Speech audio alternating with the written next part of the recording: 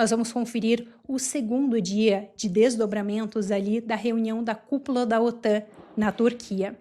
Esse segundo dia, ele foi bastante marcado por uma aproximação entre os Estados Unidos e a Ucrânia e também nós tivemos novos anúncios de investimento militar, em especial dos países europeus. Agora, um outro ponto que chamou bastante atenção foi que Donald Trump anunciou um corte de relações comerciais com a Espanha. Vamos passar por todos esses detalhes para entender melhor o que está acontecendo. Falando primeiro sobre esse investimento que a Europa está prometendo, esse investimento no setor de defesa, um dos objetivos seria ampliar a dissuasão dos países europeus, os membros ali da OTAN, em especial ali no leste europeu, onde a gente está tendo essa questão toda de uma ameaça cada vez maior do governo russo. Por conta disso, uma coalizão de 12 países europeus anunciou durante essa cúpula da OTAN ali na Turquia que eles vão investir 50 bilhões de dólares nos próximos 10 anos para a construção de um novo sistema de mísseis de longo alcance, com uma capacidade de ataque de precisão. Esse anúncio, o anúncio do desenvolvimento desse novo sistema através do investimento de 50 bilhões de dólares, ele foi batizado de Deep Precision Strike. Perdão, pessoal. E ele foi feito no gabinete do primeiro-ministro Keir Starmer. Agora, a ministra das Relações Exteriores britânica, a Yvette Cooper, ela chegou a comentar sobre esse investimento bilionário que será feito pelos países europeus. E ela disse o seguinte, abro aspas: com uma capacidade de ataque de alta precisão, o Reino Unido e nossos aliados poderão atingir alvos militares de alto valor e os mecanismos logísticos que sustentam os exercícios, dissuadindo qualquer agressor e fortalecendo a nossa segurança mútua. Em outro trecho da declaração, ela também chegou a dizer o seguinte, abro aspas: em Ankara, estamos enviando uma mensagem clara ao presidente Putin. A OTAN é mais forte, mais europeia e está pronta para defender os nossos cidadãos contra a ameaça de longo prazo, representada por ele e pelo Estado russo. Bom, como eu comentei com vocês, um dos principais sinais que eles gostariam de enviar era justamente para o governo russo, porque diante de todos esses ataques que estão acontecendo contra a Ucrânia, obviamente os países europeus querem correr para conseguir se armar melhor. A OTAN tem dado bastante ênfase nessa questão dos sistemas de ataque de precisão de longo alcance, justamente por conta da guerra ali na Ucrânia, porque durante esses conflitos o governo ucraniano percebeu que seria muito importante eles conseguirem acertar vários centros logísticos e também de comando ali dentro da Rússia, e isso não é possível sem esses mísseis de longo alcance. Por isso, então, nós estamos vendo esse grande investimento nesse setor. Eu quero passar com vocês agora para nós entendermos a questão dos Estados Unidos e da Espanha, porque foi um dos casos mais polêmicos durante essas reuniões ali na Turquia. O que acontece foi o seguinte: durante uma reunião que Donald Trump estava fazendo com Mark Rutte, inclusive uma reunião televisionada, Donald Trump disse que os Estados Unidos vão cortar totalmente as relações comerciais com a Espanha. Essa decisão ela foi justificada por conta dos baixos gastos militares do governo espanhol dentro da aliança, dentro da OTAN, e também pela postura que o governo espanhol teve durante essa crise com o regime iraniano. Isso porque, assim, vários países ali da Europa, eles acabaram não cedendo as suas bases militares para que os Estados Unidos pudessem realizar esses ataques contra o regime iraniano. Isso é fato. Só que o ponto é que o governo espanhol teve uma postura ainda mais firme, tanto que chegou um momento onde eles não permitiram que os Estados Unidos pudessem utilizar o seu espaço aéreo para realizar esses ataques. E, obviamente, isso acontece em um momento onde as relações entre Estados Unidos e a Espanha já vinham se deteriorando há um bom tempo. Mas eu quero conferir com vocês o momento em que Donald Trump fez esse anúncio. But Spain doesn't agree to anything. And you shouldn't carry them. I mean, you sort of automatically carry because you're protecting an area, so they're there. So they probably figure they have to protect us, right? But we don't have to. We don't have to trade with them. I don't want to do any more trade with them. All right? Sure. Take it immediately. Don't even talk to them. They're hopeless. Bad people because, you know, they have everybody else going and paying and working in Spain. In particular, Spain. There are a couple of others, but in particular, Spain. They're open about it. They're hostile about it. And let's see how hostile they remain when they call up and they please, please, we want to trade with you, sir. We want to trade with you, sir. They make so much money with us, and we're going to see that they make a lot less. I want no business with them. So, other than that, we're having the big meeting in a little while, and I'm going to... Bom, depois deste anúncio de Donald Trump, o governo espanhol emitiu um comunicado em que eles mantiveram uma postura de distanciamento e afirmaram que eles já esperavam esse tipo de reação dos Estados Unidos. O governo espanhol também reforçou que a política comercial é de uma competência da União Europeia e relembrou que a balança comercial bilateral entre os Estados Unidos e a Espanha é favorável para o governo americano, sendo que eles têm registrado várias exportações americanas de dezenas de bilhões de dólares para o território ali da Espanha nos anos anteriores. Eu quero passar com vocês por um ponto bem importante. Isso porque, como eu comentei na chamada desse ponto com relação ao corte de relações entre Estados Unidos e Espanha, é o fato de que a relação entre esses dois países ela já tem piorado nos últimos tempos. E um ponto que chama bastante atenção é o seguinte: por um lado, a gente tem esse distanciamento do governo europeu dos Estados Unidos, vários conflitos já têm acontecido, só que, ao mesmo tempo, o governo de Pedro Sánchez, que atualmente é o primeiro-ministro do país, tem se aproximado cada vez mais do Partido Comunista Chinês. E é até interessante porque desde que Sánchez entrou no poder em 2023, ele já fez 4 viagens à China, sendo que em um outro momento ele também chegou a se encontrar com Xi Jinping durante uma cúpula do G20 que aconteceu ali em 2020. E nessa última visita que ele fez ali para a China em abril, Sánchez chegou até mesmo a declarar que ele acreditava que seria muito importante para o Partido Comunista Chinês assumir um papel mais ativo na liderança global. E durante essas viagens, eles também fecharam vários acordos de cooperação com o regime da China.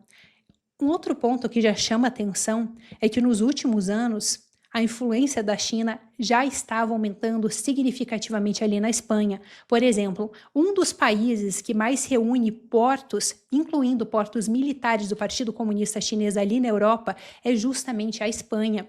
Além disso, um ponto importante é o seguinte: atualmente, o Partido Comunista Chinês possui várias delegacias de polícia ilegais ali dentro da Espanha. Eu já comentei com vocês sobre isso em outros episódios, mas em 2016, um think tank chamado Safeguard Defenders trouxe à tona que atualmente o regime da China instalou várias delegacias ilegais dentro de outros países, incluindo aqui do nosso país. Só que o que acontece é que ali na Espanha, eles são um dos países que mais tem essas delegacias ilegais. O fato, obviamente, chama bastante atenção.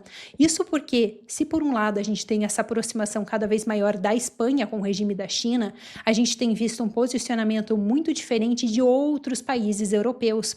Por exemplo, a Itália, quando a Meloni assumiu a liderança do país, ela retirou o seu país daquele projeto de infraestrutura Cinturão e Rota, que a Itália tinha assinado com o regime da China, justamente citando preocupações com a segurança nacional do seu país.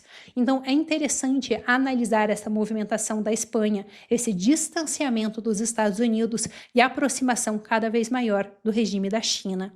Vamos precisar entender se, de fato, essas relações comerciais serão cortadas 100% com a Espanha, porque vamos concordar, cortar relações comerciais 100% com um país deve ser algo bem delicado. Em vários momentos, Donald Trump acaba fazendo algumas declarações e num segundo momento, quando ele analisa o assunto com mais cuidado, ele percebe que existem algumas nuances que tornam aquelas declarações um pouco mais complicadas do que ele imaginava. Mas eu vou trazendo para vocês os desdobramentos disso nos próximos episódios.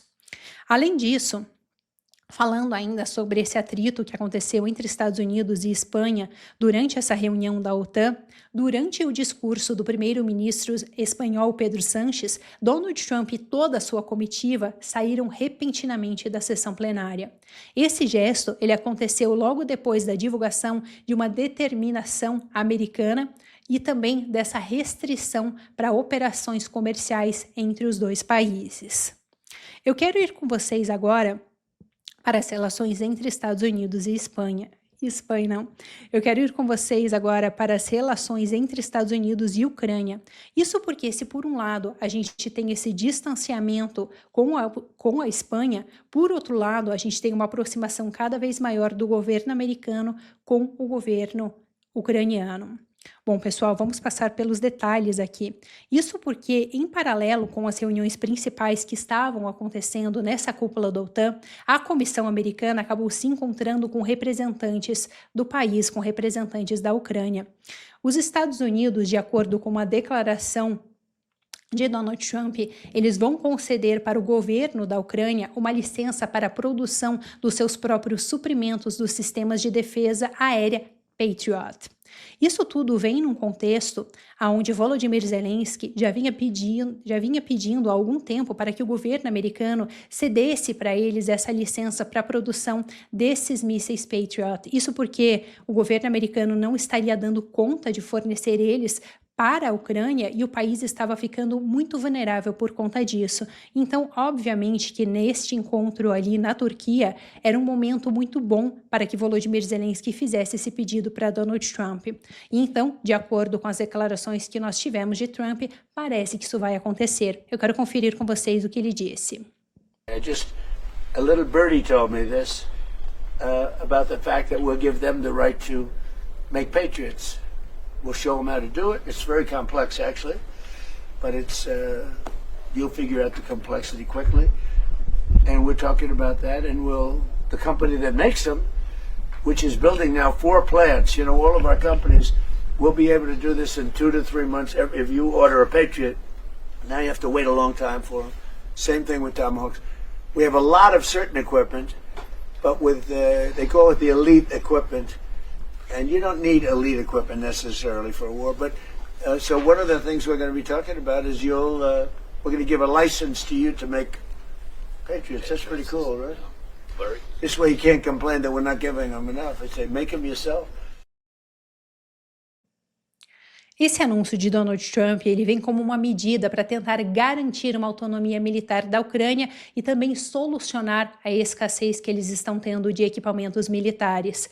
Um dos principais pontos aqui é que os mísseis Patriot, eles têm sido muito utilizados pelo governo ucraniano durante esse conflito com a Rússia.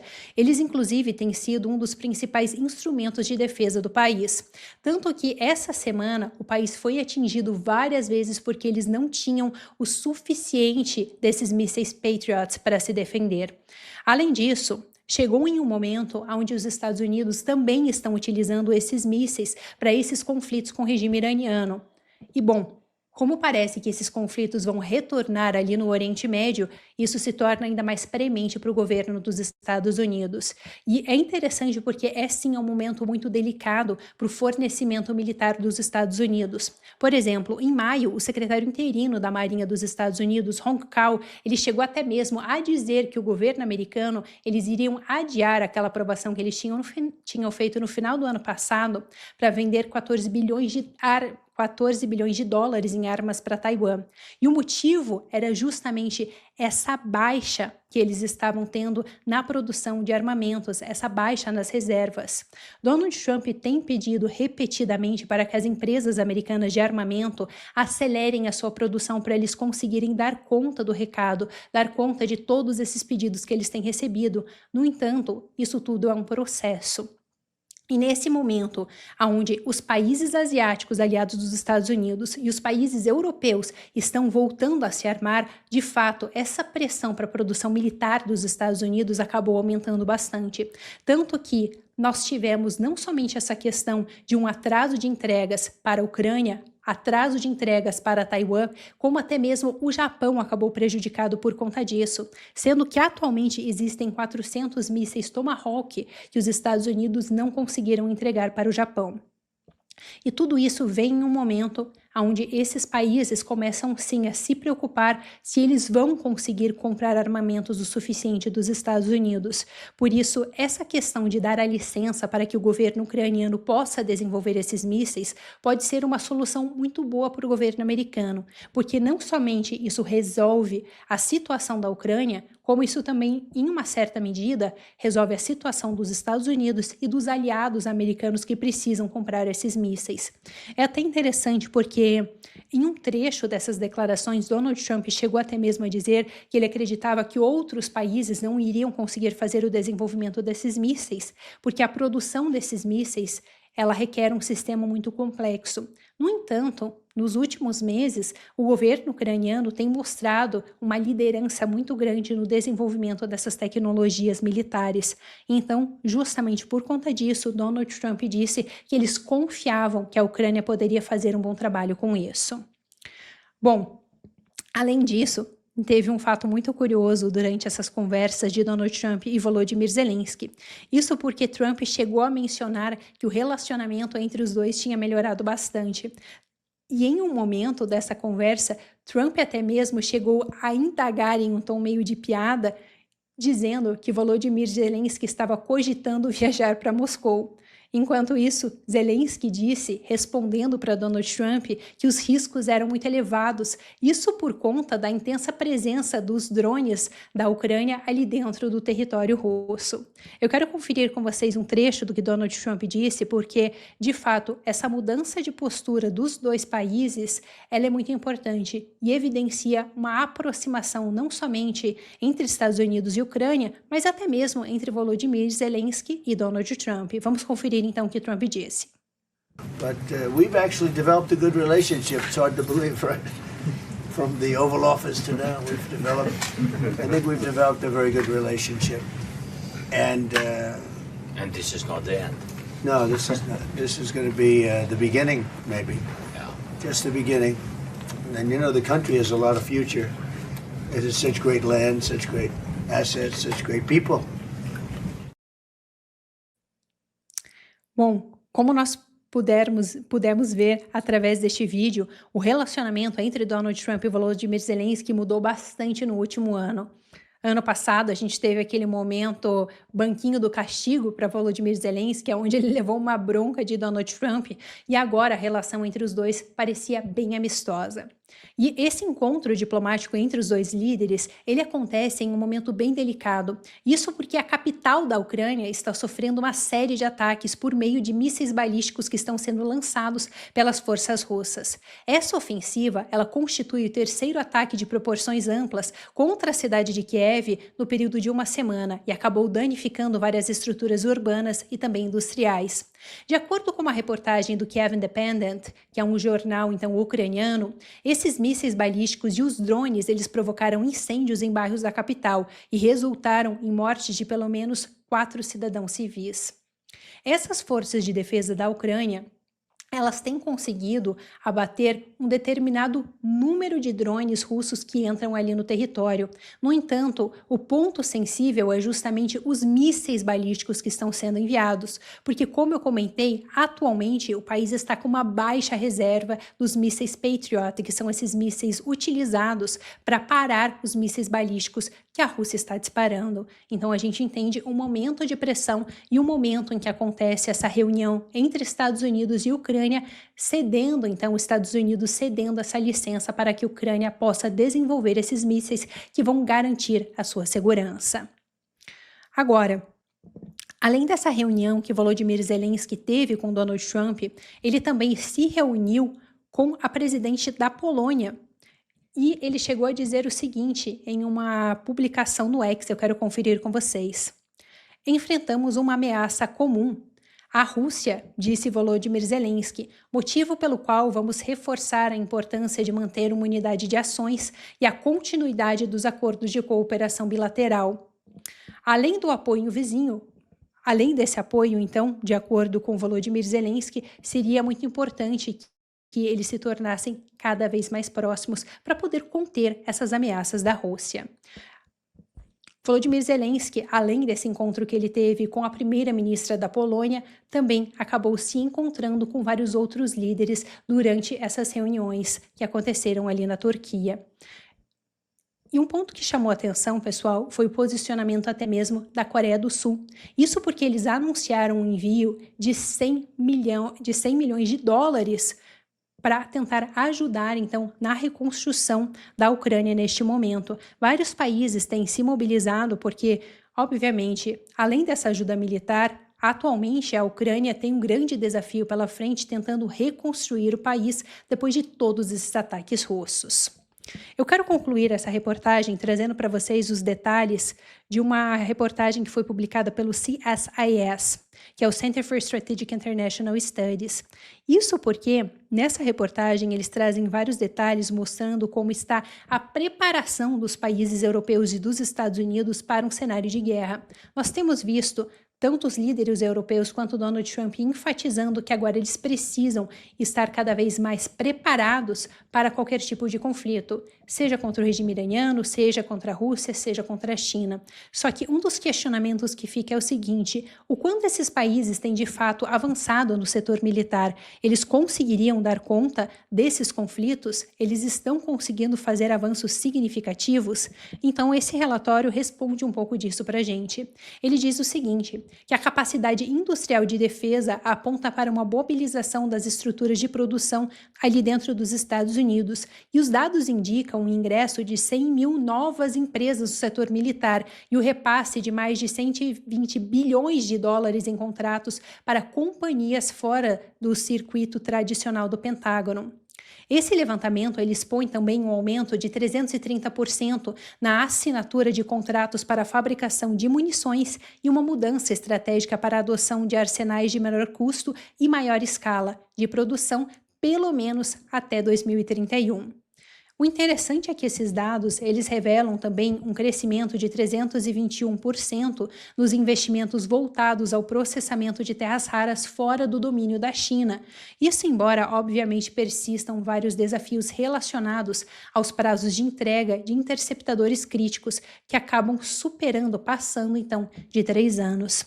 Essa questão de procurar outras formas de realizar o processamento de terras raras é algo bem importante neste momento, porque a China tem um domínio muito grande desses minerais de terras raras, e esses minerais de terras raras, atualmente, eles são utilizados para a produção de várias coisas, como, por exemplo, equipamentos tecnológicos, como nossos notebooks e os nossos celulares. Além disso, eles são utilizados para o desenvolvimento de tecnologia militar. Por conta disso, o governo de Donald Trump, em especial neste segundo mandato, está fazendo uma movimentação muito grande para tentar se desvencilhar dessa dependência que eles têm do regime chinês. Agora eu quero conferir com vocês, pessoal, o seguinte: durante essas declarações que Donald Trump fez ali nessas reuniões da OTAN na Turquia, teve um ponto que me chamou bastante atenção. E por que isso me chamou a atenção? Porque isso mostra um posicionamento de Donald Trump para essas eleições de segundo mandato que vão acontecer em novembro. Eu quero conferir com vocês porque uma repórter do Epoch Times e também da NTD, que é a mídia irmã da Epoch Times ali nos Estados Unidos, fez uma pergunta para Donald Trump e eu quero conferir com vocês. Repórter.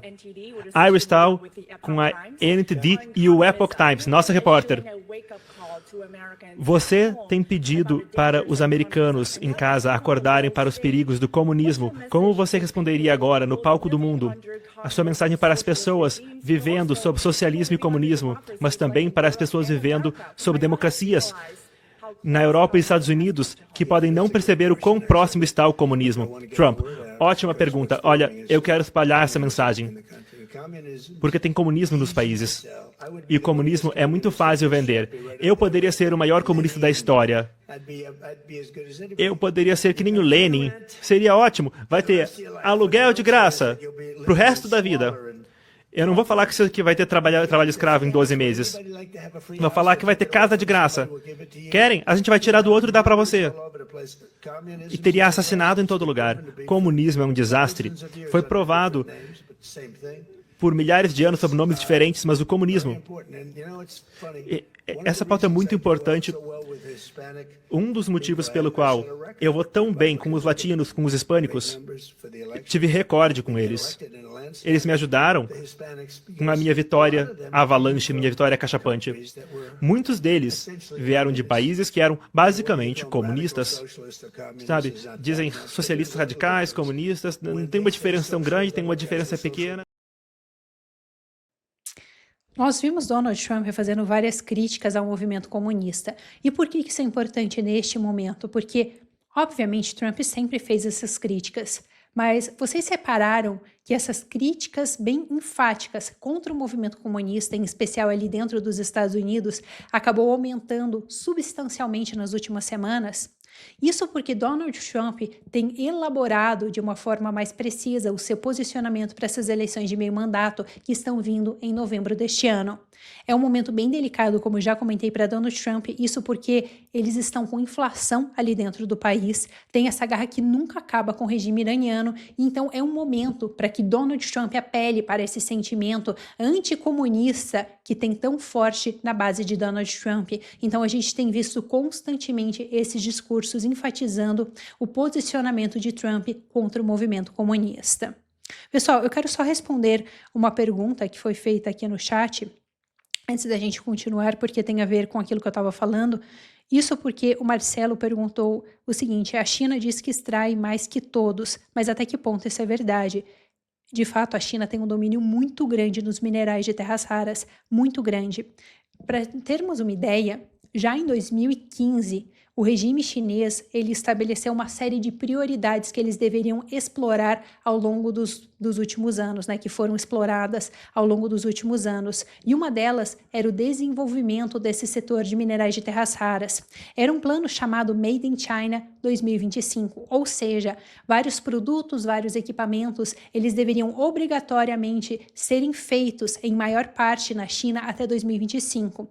E ao longo desses últimos anos, né, ao longo desses últimos 10 anos, já que esse plano se iniciou em 2015, o regime chinês tem dado vários subsídios para esses setores, que são os setores principais. E por conta disso, o regime chinês acabou liderando nesse setor.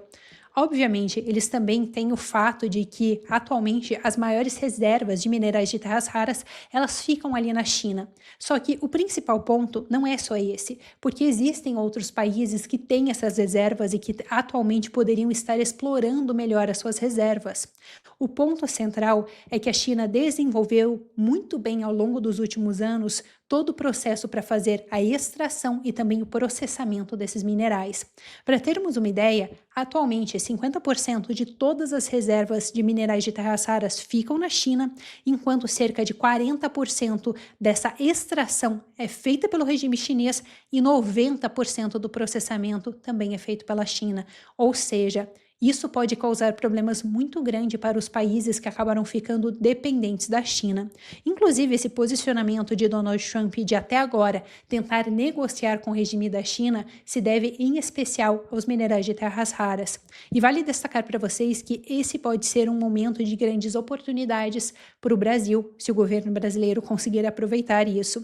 Isso porque o Brasil tem a segunda maior reserva desses minerais de terras raras e, de fato, pouco tempo atrás a gente teve um representante da União Europeia aqui no Brasil tentando entender como eles poderiam fazer negócios com o governo brasileiro para instalar uma indústria grande aqui para o processamento e extração desses minerais. Ou seja, uma ótima oportunidade. Pessoal, antes de eu passar com vocês para o nosso giro de notícias, eu, na verdade, tenho que encerrar, se a produção puder me confirmar, ainda não, né? Em 3 minutos para a gente encerrar com a TV. Enquanto isso, enquanto a gente não encerra com a TV, eu quero passar com vocês pelas nossas promoções de hoje. Vamos trazer vários produtos bem especiais aqui do Mercado Livre. Quem tem acompanhado sabe que nós temos trazido para vocês promoções exclusivas, temos uma parceria com o Mercado Livre e acreditamos que essa é uma ótima maneira, não somente de financiar nosso trabalho que nós estamos fazendo aqui no Epoch Times, mas também trazer descontos para vocês. Então, se a produção puder colocar aqui na tela do meu lado as promoções de hoje, nós temos esse tênis capa de corrida, que é unissex, e está disponível em 9 cores. Atualmente está com uma promoção de 48%, sendo que o preço original dele era de R$ 289,99 e agora o preço é de R$ 149,99. Nossa, pessoal, é uma grande diferença de preço. Além disso, um ponto bem importante é que a nossa produção tem avaliado bastante a questão das avaliações que esse produto recebe e, ao todo, eles tiveram cerca de 20 mil avaliações e foram mais de 50 mil tênis vendidos. Ou seja, um tênis que acabou fazendo sucesso ali no Mercado Livre. Eu até quero ler com vocês uma das avaliações que foram publicadas para vocês entenderem um pouco mais o feedback das pessoas que compraram ele. Abro aspas. O tamanho veio na medida certa. 43 deu muito bem para o meu pé. Eu testei hoje em um treino de 22 quilômetros e foi super tranquilo. Um tênis muito confortável e muito leve. O próximo item que nós temos aqui é uma mochila, e essa é a mochila mais vendida do Mercado Livre. O preço dela agora está por R$ 85,40. O preço original era de R$ 277. Nossa, 71% de desconto. Pessoal, nossa, é um super desconto.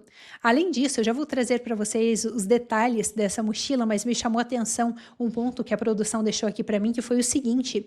Essa é uma oferta muito especial, porque uma espectadora acabou pedindo para a gente que nós anunciássemos essa mochila, porque ela queria comprar essa mochila para o seu mestrado. Ou seja, uma oferta bem especial no dia de hoje. E surpreendentemente barato, pessoal, 71% de desconto é muito desconto. Além disso, de acordo então com as descrições dela aqui, ela tem 35 litros, é a prova d'água, e cabe então tem um rendimento de 1,1 kg. Além disso, ela possui bolso para notebook e um porta USB. Bom, uma mochila bem grande, que legal, pessoal. Eu vou pedir para a produção agora então passar o nosso último anúncio. Esse último anúncio é o da creatina. Essa creatina ela é 100% pura e o preço dela agora atualmente está de R$ 39,90. O preço original era R$ 78,90. Estamos com 49% de desconto. Pessoal, eu vou falar para vocês que essa creatina ela é boa mesmo. Eu tenho usado essa creatina há um bom tempo e eu pesquisei muito antes de fazer a compra da minha creatina. Isso porque eu vi vários influencers e vários médicos comentando que muitas vezes o que acontece é que você compra uma creatina para tentar te ajudar nos seus treinos e na disposição, e o que acontece é que essas creatinas elas não são 100% puras, ou seja, elas acabam não ajudando. E então eu fiz uma pesquisa bem grande para entender, que creatina eu vou comprar? Eu quero uma que seja bem efetiva. E eu encontrei isso porque vários influenciadores, vários médicos, vários treinadores recomendaram essa creatina e eu acabei comprando ela, e faz mais de um ano que eu tenho usado essa creatina e eu tenho gostado bastante. Então, recomendo, muito boa essa creatina. Para quem quiser acessar qualquer uma das nossas promoções, vocês podem conferir através do QR Code que nós temos aqui na tela ou também dos links que a produção vai deixar para vocês ali na descrição. Pessoal, outro ponto importante, às vezes nós recebemos algumas mensagens de que as pessoas não estão recebendo essas promoções, esses links, ou algumas pessoas dizendo que quando elas entram tem outro produto, mas o ponto é o seguinte, é um link só para todos esses produtos. Então quando vocês entram ali, é só vocês baixarem um pouco a tela e vocês já vão conseguir ver o produto que vocês querem se ele não estiver no topo.